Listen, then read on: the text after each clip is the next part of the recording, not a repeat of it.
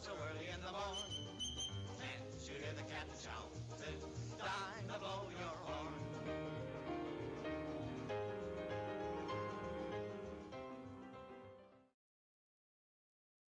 In a small remote Nevada town, a mining company built a railroad to take ore from the mines to the smelter far away. The concentrated metal was then shipped north, where it would be collected by big mainline trains. But the railroad carried passengers too. Its fastest express engine was named Sharon. She'd charge up and down the line, turning the world around her into a blur for her grateful passengers. They were always pleased to see her. Then, hard times came. Fewer trains ran. Engines that weren't needed were stored in sidings. It was soon learned that the railroad manager would arrive for an inspection. Whatever wasn't needed had to be sold. The townsfolk were heartbroken to hear this. Sharon was one of the engines that was set aside. They couldn't bear to lose their favorite express engine. Sharon's engineer and fireman knew something had to be done.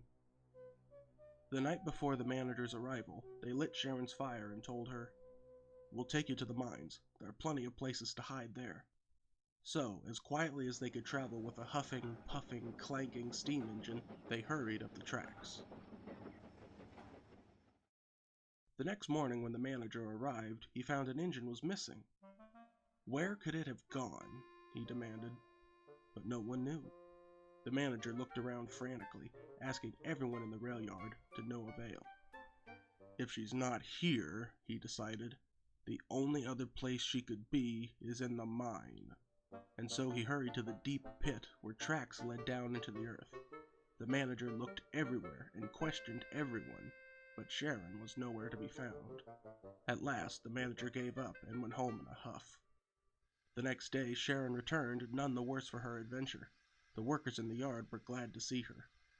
"We were worried you'd be caught," they said, "but it's as if you vanished into thin air, like a ghost."